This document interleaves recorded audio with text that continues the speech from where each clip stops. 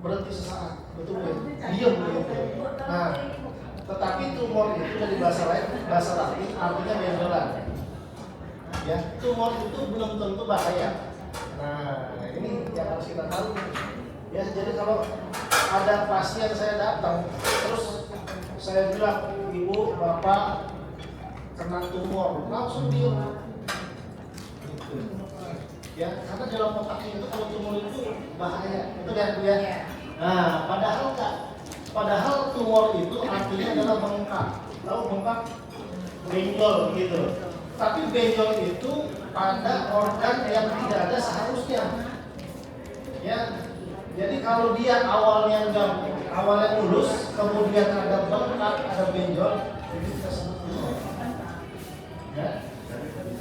Nah, apa sih yang di dalam tumor itu apa? Benjolan itu apa? Itu ada pertumbuhan jaringan sel kita, ya sel kita itu setiap hari setiap saat tumbuh. Percaya nggak Bapak? Kalau kita gunting rambut, itu kan tumbuh lagi tuh, betul ya? Nah, kuku kita potong tumbuh lagi. Ya, semuanya itu kita ini pasti sel-selnya tumbuh. Nah, tumor itu adalah pertumbuhan juga jaringan, tetapi dia melebihi dari kapasitas. Harusnya di stop nih, ya. Contoh misalkan 10 kubik, ya harusnya di stop di 10 nih. Tapi nggak ada yang ngetopin, makanya dia tambah jadi 15, jadi 20, jadi 25. Nah, jaringan itulah yang kelihatannya itu kayak bengkak, kayak benjolan, itu yang kita sebut tumor. Ya, oke, baik. Nah, tumor itu kalau ada benjolan, ada tumor, itu punya sifat Bapak Ibu. Ya, sifatnya itu ada dua. Sifatnya itu kalau nggak jinak, ganas. Jadi udah dua itu.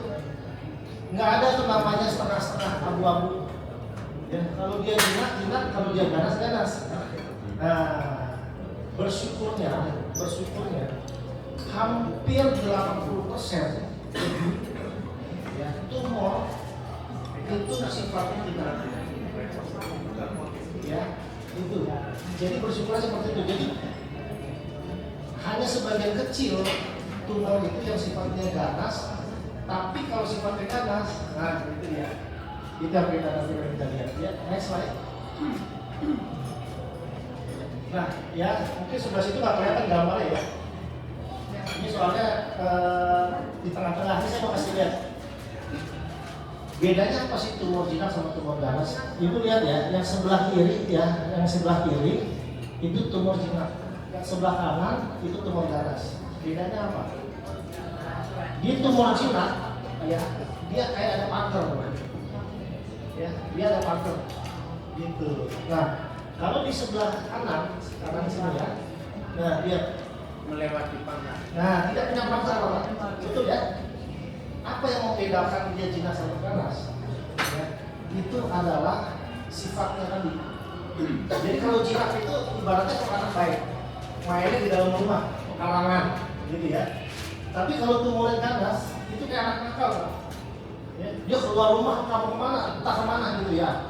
Nah, itulah yang berbahayanya. Jadi contoh misalkan wanita itu tumornya di payudara, dia tumor ganas. Yang diserang bukan cuma payudaranya aja, ke otak, ke tulang, ya, ke hati, ke tempat lain. Padahal jaringannya itu dari jaringan payudara. Nah, itu yang berbahaya. Tapi kalau tumor jinak, dia mainnya di situ aja. Ya, jadi misalkan tumor jinak di payudara, diangkat tumornya, selesai Bapak Ibu. Nggak ada lagi tuh anak nakal yang kemana-mana, yang lain-lain nggak ada. Gitu, ya. Kemudian ya slide next. Nah, tadi saya bilang, kenapa kita harus kenal sama kanker atau tumor ini? Karena ternyata ya, untuk satu jaringan yang abnormal, yang tidak normal, untuk sampai ke jaringan kanker itu ada proses. Nggak ujuk-ujuk dia langsung jadi ganas gitu. Ya, ada prosesnya Bapak Ibu. Jadi itulah. Nah, ada namanya pernah dengar ya, kalau kita ada fase stadium awal. Nah, masalahnya adalah ini masalahnya kanker itu ya tidak memberikan gejala pada orang normal. Betul ya Bu? Betul ya Pak ya? Nah, itu masalahnya. Jadi perlunya dilakukan namanya screening. Ya, kalau pada ibu-ibu ya, perempuan, wanita kan disuruh periksa sendiri, betul ya? Nah, itu tujuannya apa? Supaya ketemu stadium awal itu. Ada stadium pre-cancer. Stadium pre-cancer atau stadium awal itu ketika anak nakal itu belum keluar pagar. Dia mau keluar pagar tapi masih ada yang ngalangin. Nah, disitulah jangan sampai dia keluar. Kalau dia udah keluar, susah nyarinya. Gitu. Nah, jadi deteksi dini ini dikatakan bisa mencegah kanker. Jadi ada orang yang kankernya sembuh, ada. Kalau, nah ini kan begini, kalau ketemunya di stadium awal. Jadi ada yang bilang kata siapa kanker itu bisa disembuhin. Ya memang bisa, kalau ketemunya di stadium awal. Tadi saya bilang, masalahnya adalah yang datang ke rumah sakit itu stadiumnya pasti stadium lanjut. Ya, betul ya. Itu. Jadi kita tuh takut ya, kadang-kadang kita mau periksa ya, check up gitu ya. Takut ketahuan penyakit. Betul ya Bu ya? Takut ketahuan penyakit malah nggak bisa tidur ya, gitu ya. Tapi kalau kita tahunya dari awal, pada beberapa jenis kanker itu bisa sembuh total, ya. Nah, kalau dia makin lanjut, tadi saya bilang, kalau di stadium udah lanjut, pagernya yang ngelilingin dia itu udah pecah, udah kebuka, udah kemana-mana, gitu. Itu masalahnya. Ya, next slide. Nah, benjolan itu Bapak Ibu macam-macam. Ternyata isinya bukan cuma daging, tapi juga ada isinya cairan. Namanya kista. Gitu. Nah, kalau kita lihat di sebelah kiri, benjolan itu sama tuh. Kelihatan dari luar ada benjolan, tapi belum tentu semuanya itu daging isinya. Ya betul ya, ada yang cairan, gitu ya, ada yang cairan setengah daging, gitu. Ya, nah itulah pentingnya kita di sini bersyukur ini kita udah di abad 21 lebih. Ya, kita punya teknik, punya alat pemeriksaan yang bisa melihat. Salah satu alat yang bisa digunakan adalah ultrasound. Tahu ultrasound? USG yang bisa buat berat bayi, ya, bisa buat bayi. USG tahu ya? USG. Nah, bayi aja bisa kelihatan, apalagi ini. Ya, jadi itu penting ya kalau kita tahu nih, cuma benjolan aja nih, biarin aja besok juga hilang, besok lagi besok juga hilang, nanti udah setahun, nanti juga bulan depan hilang, gitu kan? Ya betul Pak ya. Gitu. Dampaknya Kenapa? Menyepelekan dampaknya. Nah, ya. Oke, next slide. Nah, ini tadi saya bilang. Jadi tumor itu tadi kan hanya ada dua sifat ya, sifatnya jinak atau sifatnya ganas. Nah ternyata di benjolan atau di tumor yang jinak itu sama yang di ganas itu dia punya ciri-ciri ya. Tapi ciri-cirinya itu belum memastikan 100% bahwa ciri-ciri itu menunjukkan dia ganas atau jinak. Paham ya itu ya? Nah ciri-cirinya apa? Kalau benjolan itu lambat tumbuhnya, lambat ya. Setahun segitu-segitu aja, 5 tahun segitu-segitu aja, 10 tahun ya tambah sedikit. Nah itu cirinya, dia tidak ciri. Tapi apakah ciri-ciri Pak? Ciri ya cirinya. Cirinya. Tapi apakah dia pasti belum tentu juga. Gitu. Tapi kalau misalkan ya ada benjolan hari ini 1 cm, bulan depan udah 2 cm, bulan depan lagi udah 10 cm. Wah. Nah itu cirinya. Tumor itu ganas. Ciri ya, itu indikasi tumornya ganas. Indikasi, tapi belum pasti. Bagaimana caranya tahu pasti dia jinak atau ganas nanti? Ya, saya akan bahas. Nah, belum.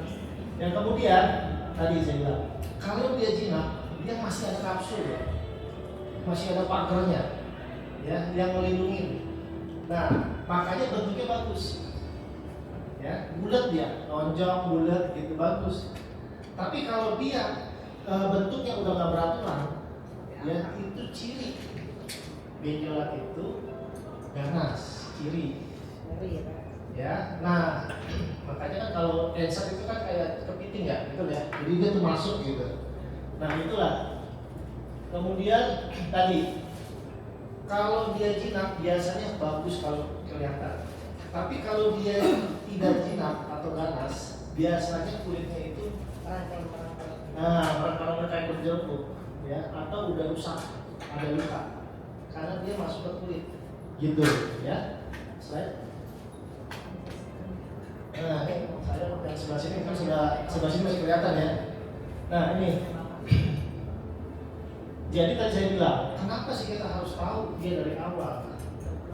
Karena dari awal kalau dia belum tembus pagernya, ya itu bisa kita ambil 100% bersih. Nah, tapi kalau dia udah tembus, nah ini udah tembus nih. Nah, tembusnya maksudnya kemana? Biasanya maksudnya ke pembuluh darah, betul ya? Nah makanya itu, kok bisa di payudara tapi adanya di otak? Lewat mana dia? Ya kan jalannya lewat mana? Masa lewat kulit? Gitu kan? Nah itu di otak. Di otak diradiasi, dioperasi, timbul di tulang. Kok bisa? Ya, karena masih ada yang di darah. Itu ya, itulah makanya kalau dia udah itu kita sebut stadium 4, sudah pasti stadium 4 ya. Nah stadium 4 itu paling mentok loh, nggak ada stadium 5 ya.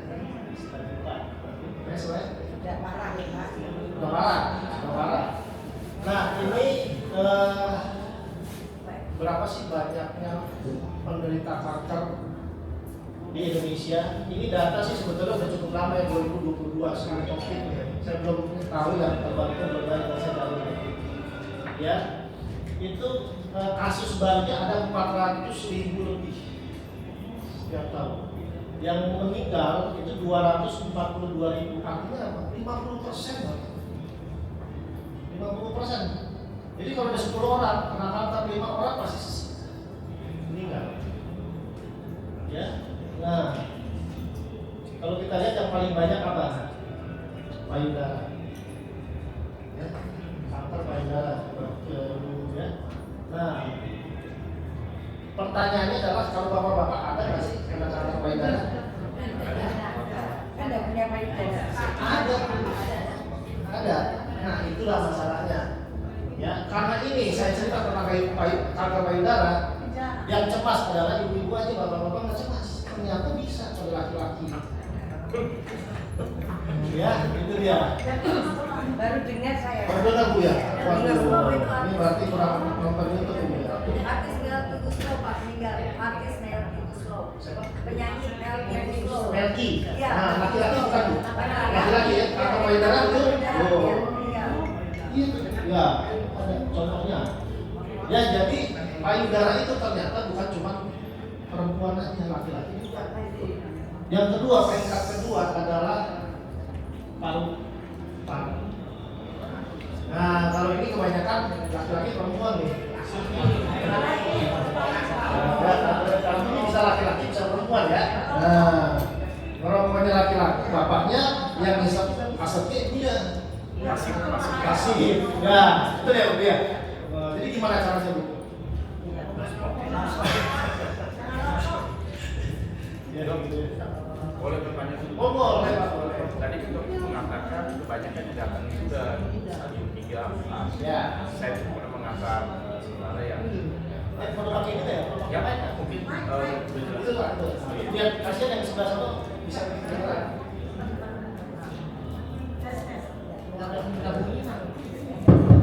Tes. Jadi gini dok, selama ini saya juga pernah mengantar ya saudara yang kena kanker rata-rata itu udah tahunya stadium 3, stadium 4. Tadi dokter mengatakan masih ada pelindung ketika dia masih stadium awal. Ya. Bagaimana kita bisa mengetahui dia ada stadium awal? Karena biasanya pasien baru tertahunya itu setelah dokter cek, dokter udah stadium 3. Saya beranggapan dari beberapa orang yang pernah kanker itu average rata-rata itu udah kena stadium 3 baru ketahuan. Stadium 1-nya nggak tahu dia tuh. Nah, menurut dokter apa antisipasinya supaya kita bisa tahu ini stadium awal atau enggak, ciri-cirinya apa? Kira-kira gitu. Ya, betul. Jadi itulah tadi yang saya bilang.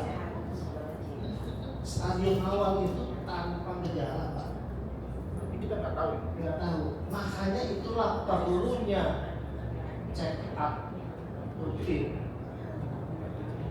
Contoh misalnya ya, pada wanita itu kanker payudara paling banyak nih. Apa sih yang bisa dilakukan? Mamografi di atas usia 40 tahun. Loh, saya nggak ada loh, suruh mamografi, betul Bu ya? Dulu gitu kan disuruh enggak? Tapi disuruh? Nah, ya, saya nggak mau mamografi, boleh nggak USG, boleh-boleh aja. Tapi sensitif itu mamografi. Apalagi Bu ya? Kalau keluarganya satu garis begitu ya, ibunya kanker, anaknya perempuan, Turunan ya, Pak? Nah, itu 4 kali lipat resiko. Probabilitasnya tinggi ya? Tinggi, Probabilitas tinggi, ya tinggi. Ya. Terus misalnya kalau laki-laki, bukan laki-laki lah, laki-laki dan perempuan, ada namanya pemeriksaan kolonoskopi. Tahu Pak pemeriksaan kolonoskopi? Nah, pemeriksaan kolonoskopi itu pemeriksaan melihat usus besar kita dengan cara dimasukkan kamera. Dengan canggih. Ya, nah itu fungsinya apa tujuannya? Tujuannya untuk melihat ada nggak perubahan atau ada nggak benjolan di usus. Itu contoh. Kenapa? Kalau ususnya itu benjolannya udah besar sekali baru ada gejala. Tapi begitu dia kecil nggak ada gejala. Saya pernah ada kasus usus buntu. Ya, usus buntu dia gejala usus buntu. Begitu diperiksa usus buntunya itu cancer. Gitu. Ya, jadi memang kalau di awal-awal itulah pentingnya check up. Ya, itu pentingnya check up. Jangan nunggu sampai gejala. Pak, usus buntu kok bisa fatal ya Pak? Padahal kelihatannya usus buntu kan biasa-biasa. Tapi Iya. teman saya itu usus buntu sampai meninggal Pak. Bisa, iya. Kalau udah pecah, Nah, kalau udah pecah, memang harus diangkat. Tapi akhirnya meninggal. Yang mungkin udah telat kali ya, udah lama ya. Gitu. Infeksinya udah berat biasanya. Dia udah bocor, udah pecah, gitu udah bocor. Nah, makanya itu saya bilang, nanti kenapa saya judulnya itu kenalilah lebih dekat, ya supaya kita tahu dan cegah. Nah ini kan kita bukannya ngobatin, cegah. Ya, cegahnya bagaimana? Tadi. Udah Pak ya, gitu Pak ya.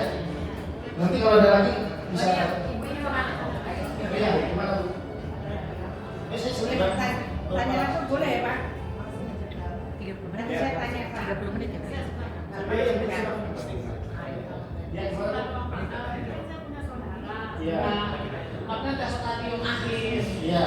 Jadi udah kayak Apa stadium akhir apa? kanker. Iya, kanker apa? Apa nih? Kanker borokan. Benih. Ya sama Ini dulu. jadi sudah apa ya? Sudah berobat ke pena. Tapi di kemo tuh sudah 5 kali ya. Harusnya 10 kali, tapi dia berhenti. Terus dia tidak mau periksa lagi dan tidak obat lagi. Tapi apakah Iya, diangkat. Tumornya kanker diangkat. Masih ada berarti. cuman yang salahnya apa larangan makannya itu apa aja maksud saya. Oh, makanan ya. Saya Pak, Iya, benar. saya punya anak Pak. Ya. Suara saya bagus ya. Terima kasih Pak. Saya punya anak namanya Sari. Sari itu ngangkat Pak punya kerja kakaknya, dia ngangkat itu Pak apa berapa itu Pak piring-piring itu. Diri. Iya. Terus patah Pak.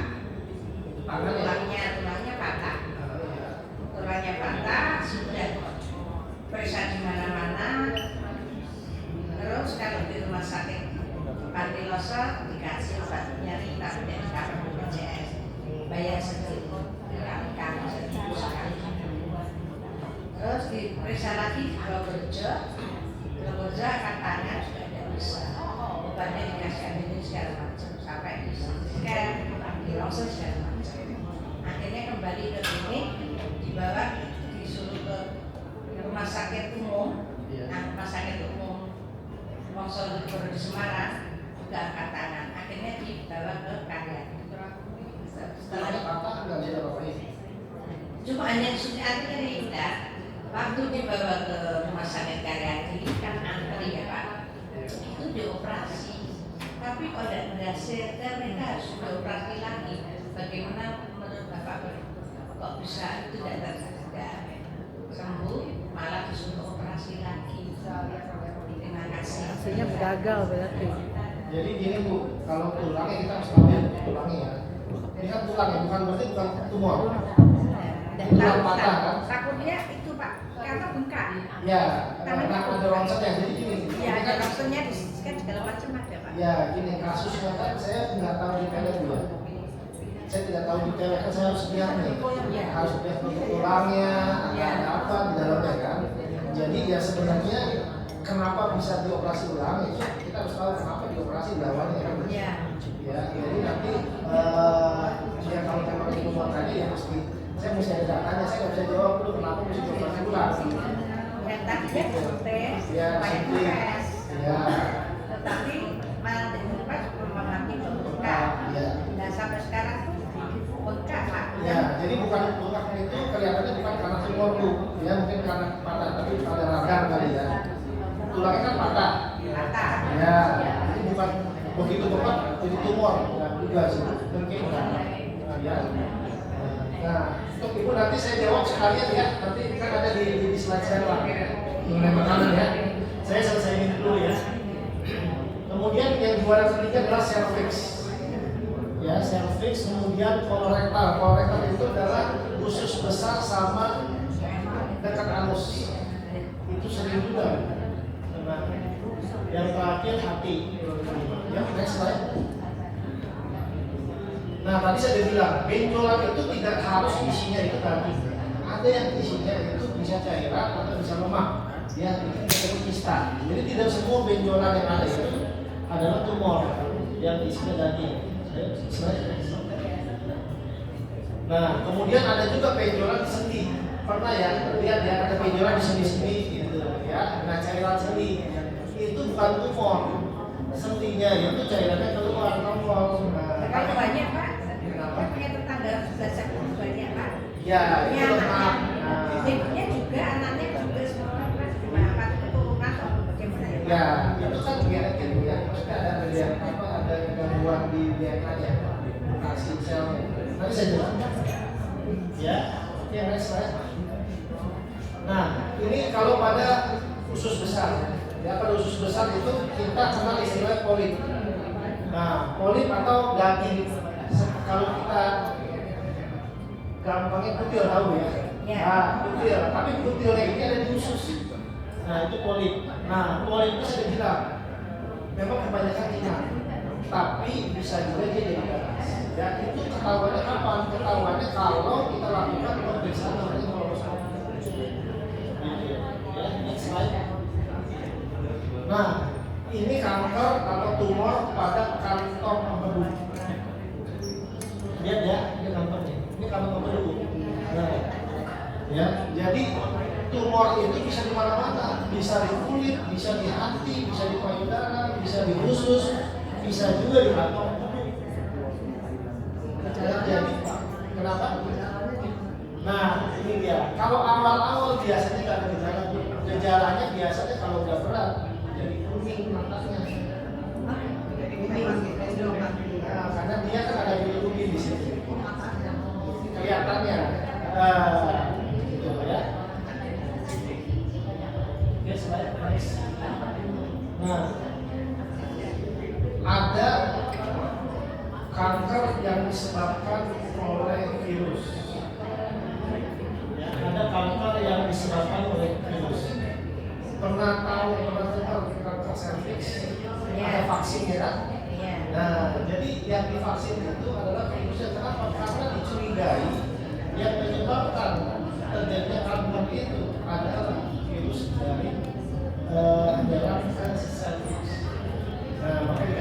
vaksin. Ya. Ada yang udah pernah vaksin? Itu vaksin? Empat, enggak? Nah, Vaksin yang kemarin itu. vaksin yang buat itu ya. Ya, Nah, 4 kali Pak. itu salah satu cara untuk mencegah kanker. Oh. Nah, Jadi jadi COVID ya Pak, vaksin. oh itu beda Bu, itu mah vaksinnya beda. Oh, ya pernah saya. Ya, nah ini Vaksin kayak alergi apa itu juga ada di vaksin. Ya. Alergi ya. jadi kalau kita bilang ya pencegahan kanker itu gimana? Pencegahan kanker tadi yang pertama primer, sekunder atau tersier. Ya kalau primer tadi lah mencegah makan yang sehat, olahraga gitu ya. Itu mas standar lah semua sudah tahu lah ya. Kemudian yang sekunder itu tadi yang saya bilang menemukan sedini mungkin. Ya dari awal kita harus tahu. Kemudian yang tersier yaitu tadi kalau misalkan dia udah pernah kena, kemudian dioperasi, diangkat kan, dia hilang tuh. Nah, nanti dijaga supaya nggak perlu hilang. Ya, itu penting. Oke, slide. Nah, Bapak Ibu harus tahu, ada namanya faktor yang menyebabkan, ada yang faktor resiko. Faktor resiko itu adalah faktor yang membuat seseorang itu menjadi berlipat-lipat resikonya terkena kanker. Gitu. Ya, contoh rokok. Ada yang bilang, ada orang merokok sampai usia 80 nggak apa-apa. Iya kan? Nah, ternyata bukan merokok dong. Gimana Pak? Ya kan betul ya? Ada yang nggak pernah merokok sama sekali. Saya Paru-paru. gitu. Saya Pak, itu saya Iya. saya Nah. tidak merokok tapi saya kena paru-paru Betul. kata dokter pasti. Nah, setelah operasi atau yang kedua begini, rokok itu adalah faktor resiko. Nah, kita harus bedakan faktor resiko. Jadi faktor yang membuat seseorang itu lebih mudah terkena satu penyakit. Nah, ya contoh rokok atau berat badan berlebih, ya berat badan berlebih, kemudian kurang gerak, minum alkohol ataupun infeksi tadi, ya yang bisa kita cegah dengan vaksin. Oke, slide. Nah ini salah satu contohnya ya. Misalkan kalau pada hati, ya, pada kanker hati bisa dicegah dengan kemudian vaksin hepatitis B atau C, ya untuk hati. Ya kalau untuk kanker serviks bisa dikasih vaksin HPV. Ya mungkin ibu udah tahu lah. Ya, next slide. Nah ini yang saya bilang tadi, bagaimana sih caranya kita tahu? Nah, menjawab pertanyaan Bapak. Ya, kita harus screening. Harus screening itu hanya itu caranya.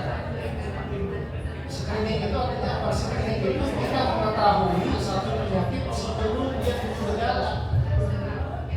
Dia kalau udah gejala ya kadang-kadang udah berat, gitu.